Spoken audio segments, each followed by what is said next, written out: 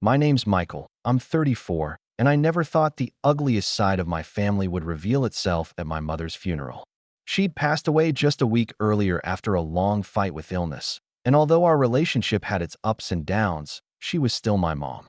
I was the one who'd stayed with her through most of it: doctor's appointments, late-night calls when she couldn't sleep, hospital runs. My brother, Daniel, was the opposite. He lived an hour away, but you'd think he lived on another continent with how rarely he visited. Still, I never wanted to hold that against him. Grief affects people in strange ways, and I tried to keep that in mind as I stood at the small reception after the service, greeting family members and family friends who came to offer condolences. The air was heavy with the scent of lilies and the muffled chatter of people telling old stories about Mom. I was talking to Aunt Linda when I heard Daniel's voice cut through the room, louder than it needed to be. "Michael," he called, his tone carrying that smug lilt I remembered from childhood. He walked over, a folded piece of paper in his hand, and without preamble announced, "Mom left me your entire house, so you need to move out immediately." His voice wasn't shaky with grief. It was firm, rehearsed, almost triumphant. At first, I thought I'd misheard him. My house. The one I'd been living in for 6 years. The one Mom had left to me in conversation dozens of times. I stared at him, trying to process what he was saying, but Daniel wasn't done. He unfolded the paper with a flourish, holding it up for everyone nearby to see like he was presenting a trophy. "It's all here. The will. Mom's final wishes. I get the house.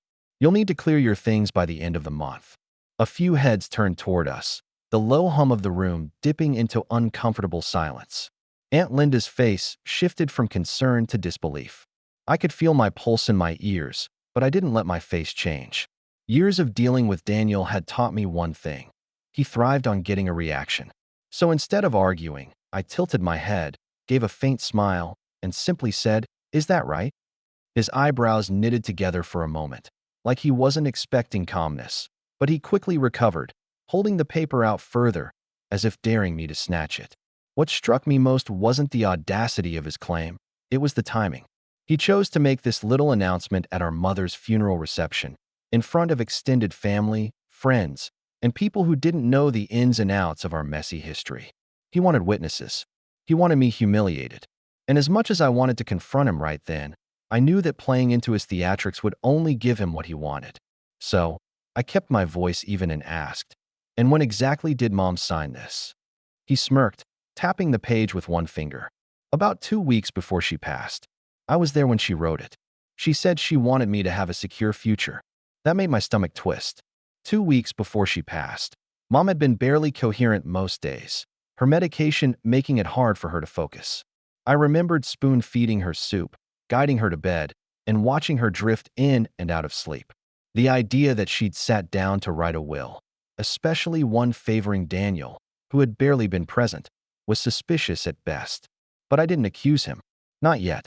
The rest of the day, Daniel paraded that paper around, showing it to anyone who would look. Some relatives nodded uncomfortably. Others gave me pitying glances. A few people even congratulated him, which was almost laughable if it wasn't so insulting. I overheard him telling a cousin, "Michael's been freeloading off Mom's generosity for too long." This was her way of setting things right. My jaw clenched, but I stayed where I was, shaking hands and thanking people for coming, as if nothing had happened. By the time the reception ended, Daniel was already making plans aloud about renovating and getting new furniture for the house. I drove home in silence, every word he'd said replaying in my head. I couldn't stop thinking about the smirk on his face, the confidence in his tone, and that piece of paper he waved around like it was ironclad truth. The thing was, I already knew something Daniel didn't. I'd seen my mother's real will, and it didn't look anything like the one he had in his hands. That knowledge sat like a steady ember in my chest as I pulled into the driveway, the evening sky casting long shadows over the home I had taken care of for years. The fight wasn't going to be about just a house. It was going to be about principle, about the truth. And I already had a feeling Daniel had no idea what was coming. But that night, as I sat alone in the quiet living room, I realized something else. If he was willing to pull a stunt like that in public, then he probably had other plans in motion. And if I wasn't careful, he might do something much worse before I could stop him. That was the moment I decided I wouldn't just defend myself. I'd make sure he regretted ever thinking he could take what wasn't his. The next few days felt like I was living in a bad TV drama, except there were no commercial breaks to give me a moment to breathe. It started small, Daniel sending me text messages at odd hours, demanding updates on when I'd be moving out. They were never phrased as questions, always as instructions. Make sure you get movers before the end of the month. Don't forget to forward your mail. I'll be changing the locks. It was like he had skipped over any pretense of discussion and gone straight into dictator mode. I ignored the first few, thinking maybe he'd tire himself out if I didn't respond. Instead, it only made him more persistent. The following afternoon, I got a call from my cousin Rachel, who whispered, "Michael, Daniel's been calling the family, telling everyone you're refusing to honor Mom's will." I asked her what exactly he'd been saying, and her voice dropped even lower. "He told Aunt Diane that you're trying to steal the house from him, and that Mom begged him on her deathbed to make sure you didn't manipulate your way into keeping it." Hearing that hit me in a way I wasn't prepared for. It wasn't just about property anymore. He was dragging my character through the mud, rewriting the last weeks of Mom's life to fit his narrative. That kind of lie stung because I had been there for her every single day, watching her fade, holding her hand when she was scared. For him to twist it into some kind of power grab on my part, it was disgusting. 2 days later, the situation escalated again. I came home from running errands to find Daniel standing on the front porch with two men I didn't recognize. They were measuring the doorway, discussing new frame options, while Daniel stood there with his arms crossed, grinning at me like a cat that had cornered a mouse. "Just getting some quotes for renovations," he said casually. "Figured I'd get a head start since you'll be out soon." I told him he had no right to bring people onto the property without my permission, but he shrugged, pretending not to hear me, and kept talking to the contractors. The message was clear. He wasn't just trying to push me out. He was trying to make me feel like a guest in my own home. The real kicker came that weekend. My phone started buzzing nonstop with messages from relatives. Some were just checking in. Others were openly siding with Daniel. One aunt wrote, "It's only fair to respect your mother's last wishes. Don't drag this out, Michael." I knew exactly where they were getting their information. Daniel had spent the past week playing the grieving, responsible son, telling anyone who'd listen that I was being selfish and dishonoring Mom's memory. Even my father, divorced from my mother for over 20 years, called me, his tone sharp. "Your brother told me what's going on," he said. "Stop embarrassing the family. Give him the house and move on." I reminded him that he had no idea what he was talking about, but he cut me off with, "Don't make this harder than it needs to be." It was almost surreal how quickly the tide was turning against me. People who barely spoke to us were now chiming in with their opinions, all because Daniel was feeding them his version of events. And the worst part? I could see the strategy. He was isolating me, making it so that when the real fight began, I'd be standing alone. But there were cracks in his plan. Subtle ones. A few relatives, Rachel among them, had quietly told me they didn't believe his story. They remembered how absent he'd been while Mom was sick. They knew his sudden interest in honoring her wishes was suspicious. And that was enough to keep me steady, even as the rest of the family seemed to lean his way. Still, Daniel wasn't done. A few days later, I got home to find an official-looking envelope wedged in my door. Inside was a letter from a lawyer addressed to me, stating that Daniel was initiating preliminary eviction proceedings based on the will in his possession. My hands tightened around the paper. It was a scare tactic. He knew he couldn't actually evict me without a legal process, but it was a warning shot all the same. That night, I sat in my kitchen with the real will in my possession, tucked safely in a folder. I read it again, slowly, just to ground myself. Mom had left the house to me outright. No conditions, no shared ownership. But I didn't rush to wave it in Daniel's face. No, he wanted a quick reaction, a showdown he could spin to make himself look like the victim. I wasn't going to give him that satisfaction. Instead, I let him dig himself deeper. Because the more he lied, manipulated, and turned people against me, the harder the fall would be when the truth came out. And I already had a plan forming in the back of my mind. One that would make sure he'd never be able to pull something like this again. The problem was, I suspected Daniel had one more card up his sleeve. And whatever it was coming soon. It was a Thursday evening when the major blow landed.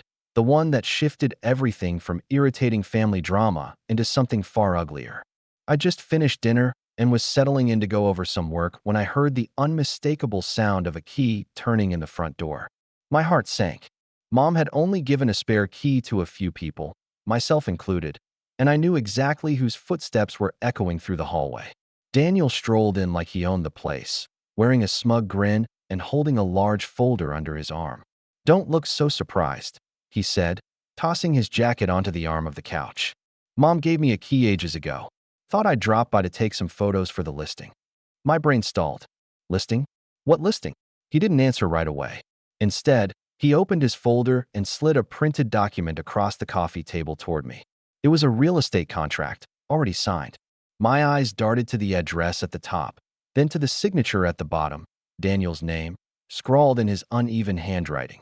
The sale price was there too, far lower than what the house was worth. "You sold my house?" I asked, my voice tighter than I expected. "Our house," he corrected.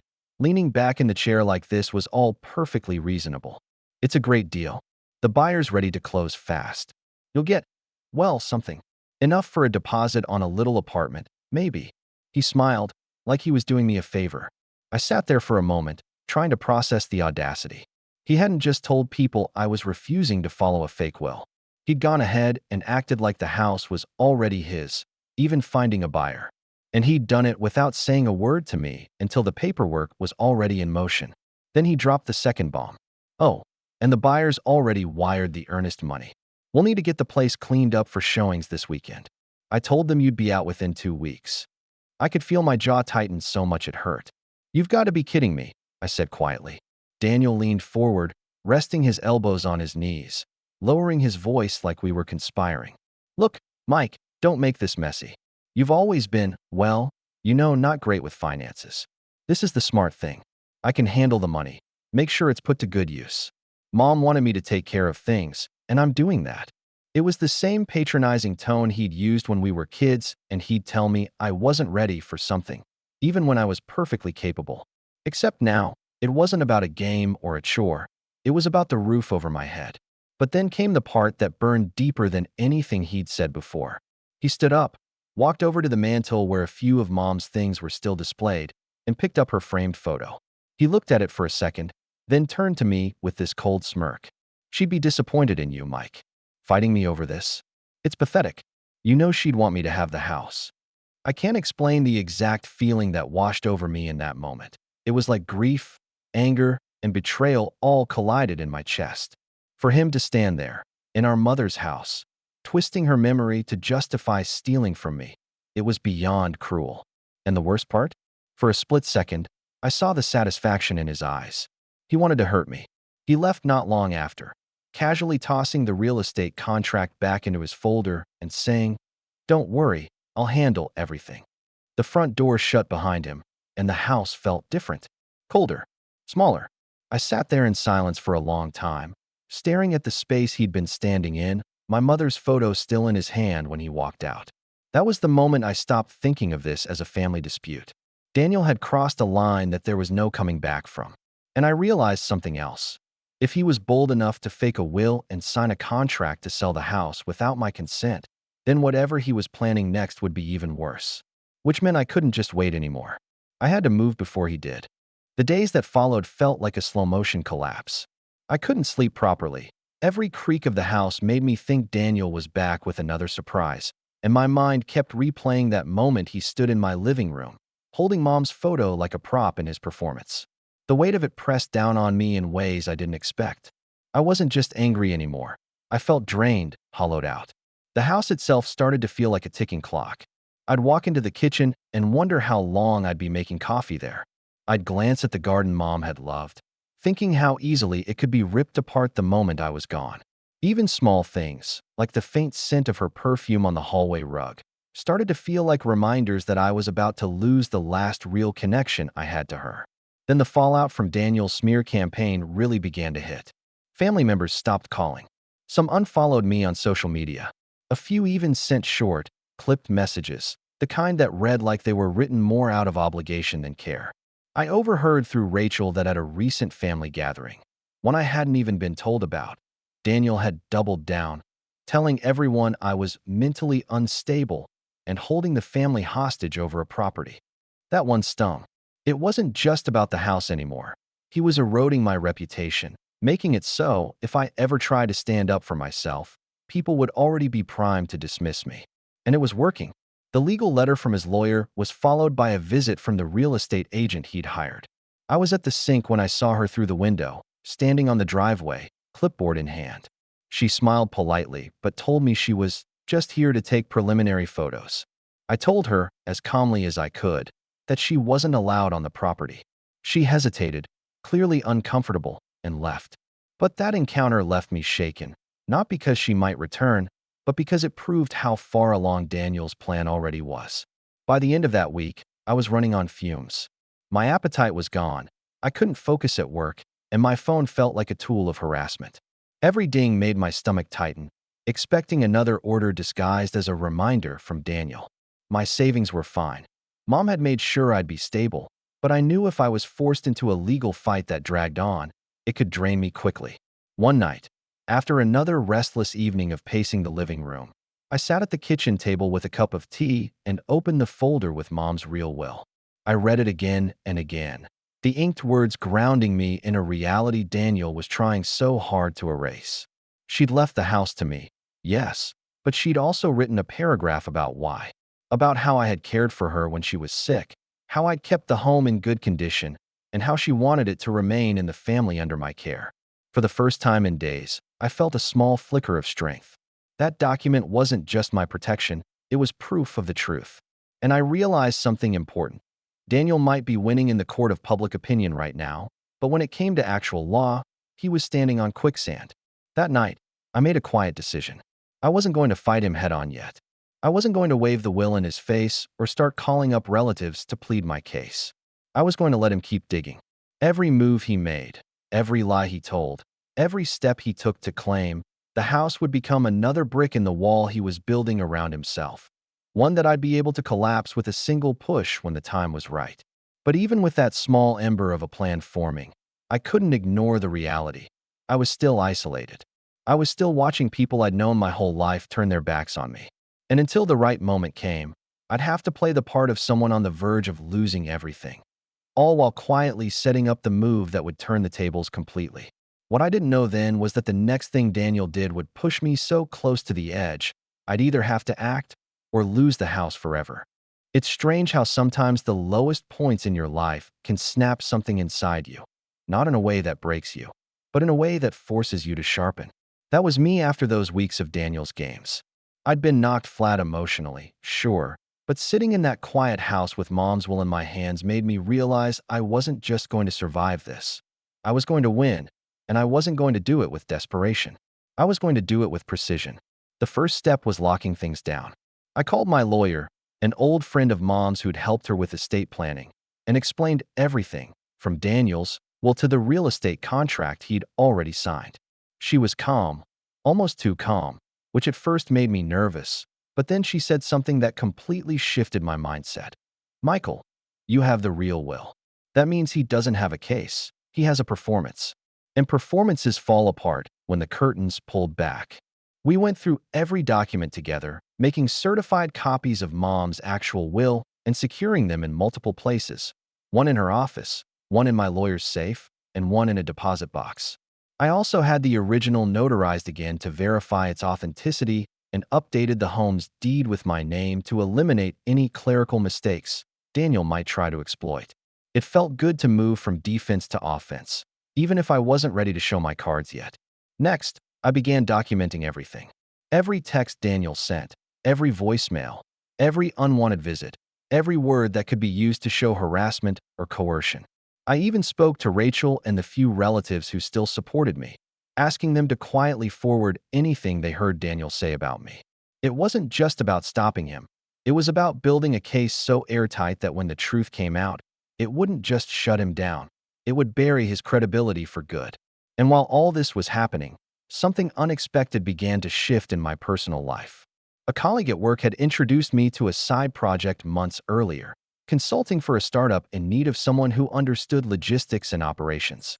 At first, I'd brushed it off, too focused on caring for Mom.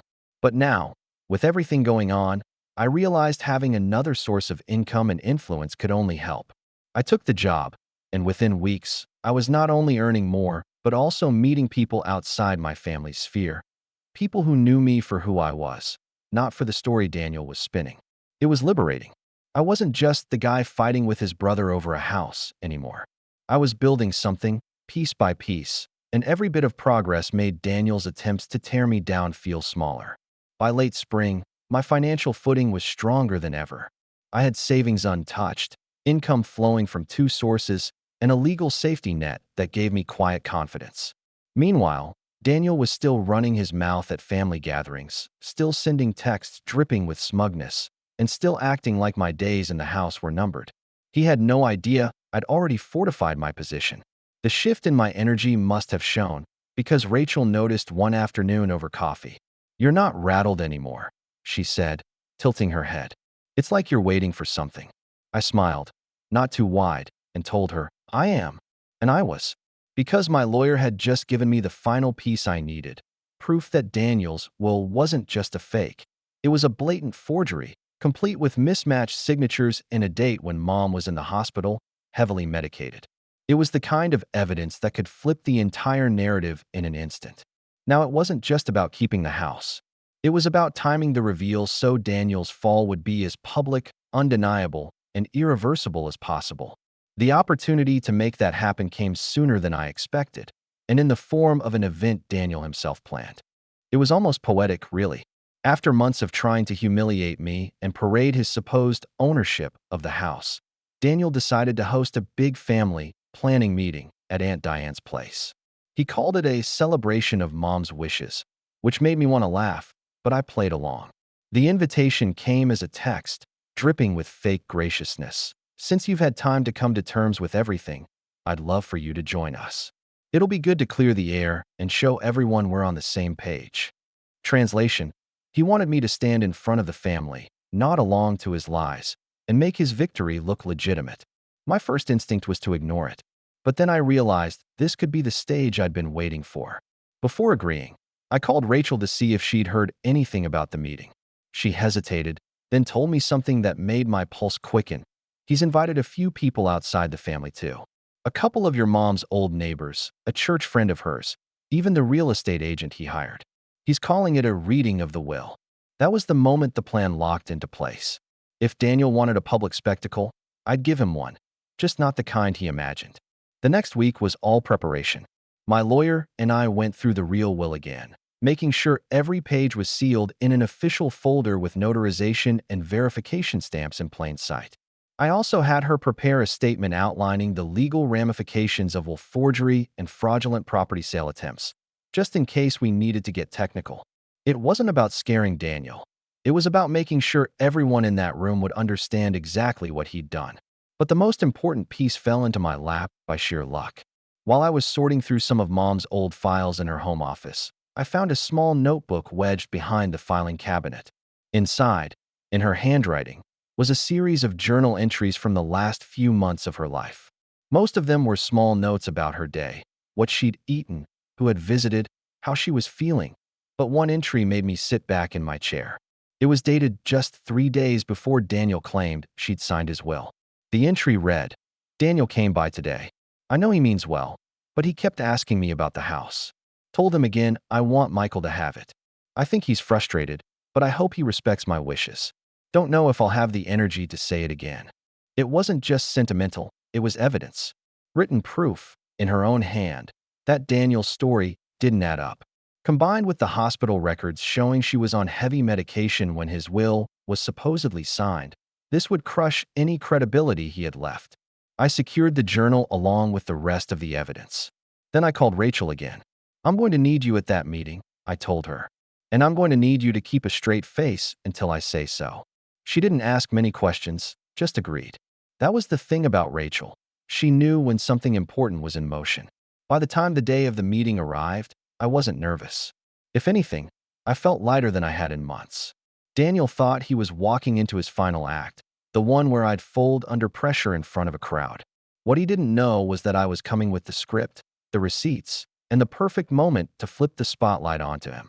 And when I saw the smug look on his face as I walked into Aunt Diane's living room, I knew exactly how satisfying it was going to be when that look disappeared. Aunt Diane's living room was already packed when I stepped inside. Folding chairs lined the walls. The coffee table was covered in store-bought cookies, and Daniel stood near the center, greeting people like a politician at a campaign rally. He wore a crisp suit, one I'd never seen him wear before, and in his hand was that same folder he'd been parading around for weeks. I noticed the real estate agent sitting off to the side, chatting with a couple of Mom's old neighbors. The air had that tense, polite quality where everyone knows something is about to happen but isn't sure what. Daniel spotted me and grinned like a cat who'd just cornered a mouse. "Michael," he said, loud enough for half the room to hear. "Glad you could make it. I know this hasn't been easy for you, but we'll clear things up today." His tone dripped with false sympathy, the kind that's meant to humiliate. I didn't rise to it.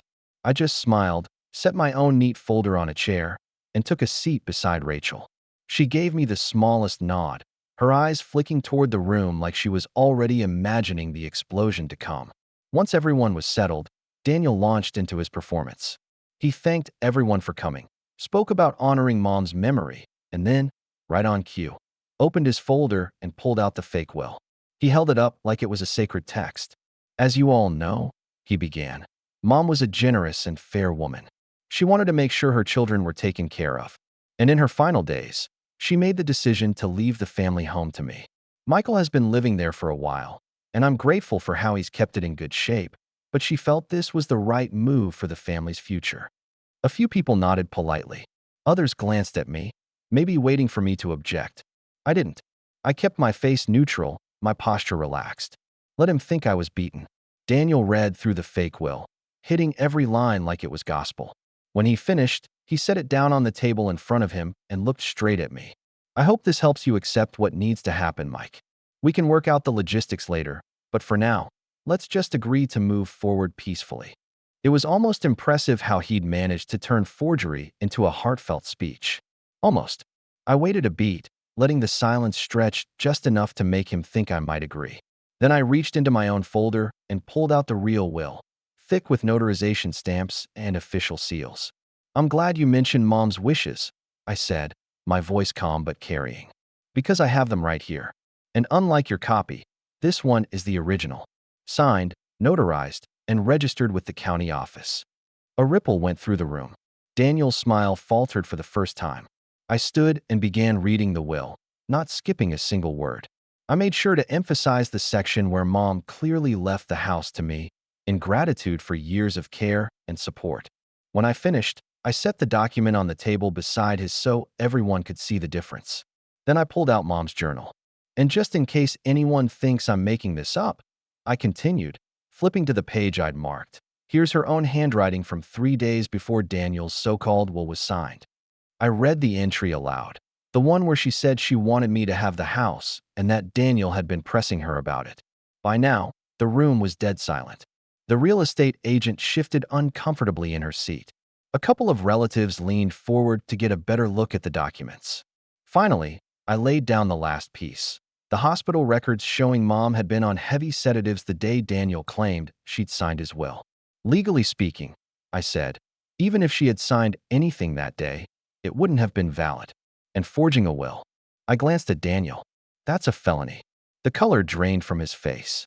His mouth opened like he was going to argue, but nothing came out. I could see the panic creeping in. He knew I had him, and in front of everyone he'd tried to impress. I didn't raise my voice. I didn't gloat. I just gathered my documents and said, "This conversation is over.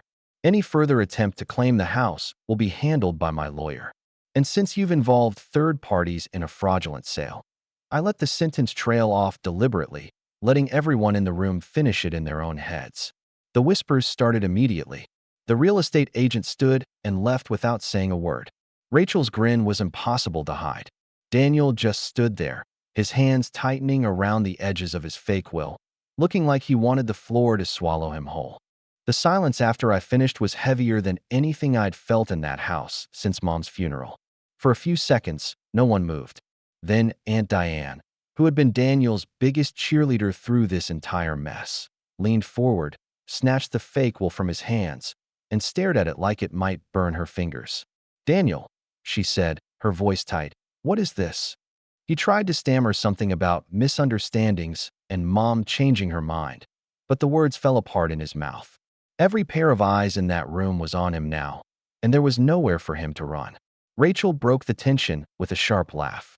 "You've been lying to everyone for months," she said, "and you were so confident you'd get away with it." From there, it was a rapid unraveling. The neighbors excused themselves quickly, clearly uncomfortable.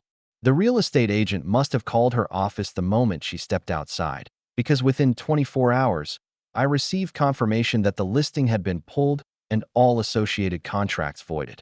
She even sent me a personal message apologizing for her involvement, explaining that Daniel had presented himself as the sole heir and that she'd had no idea. The legal side moved even faster than I expected. My lawyer filed a formal cease and desist the next morning, along with a letter warning Daniel that pursuing the matter further would result in criminal charges for will forgery and fraud. We attached copies of the journal entry, hospital records, and notarized will.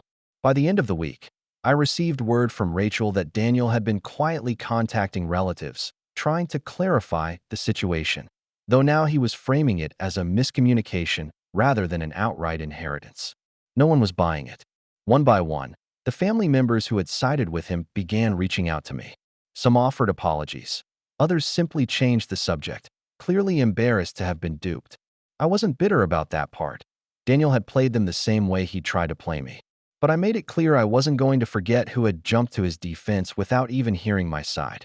The real consequence for Daniel came 2 weeks later when he got a visit from a very polite but very firm detective. My lawyer had made good on her warning, and while I decided not to press criminal charges to the fullest extent, mostly to avoid dragging Mom's memory through a courtroom, I did insist on one condition.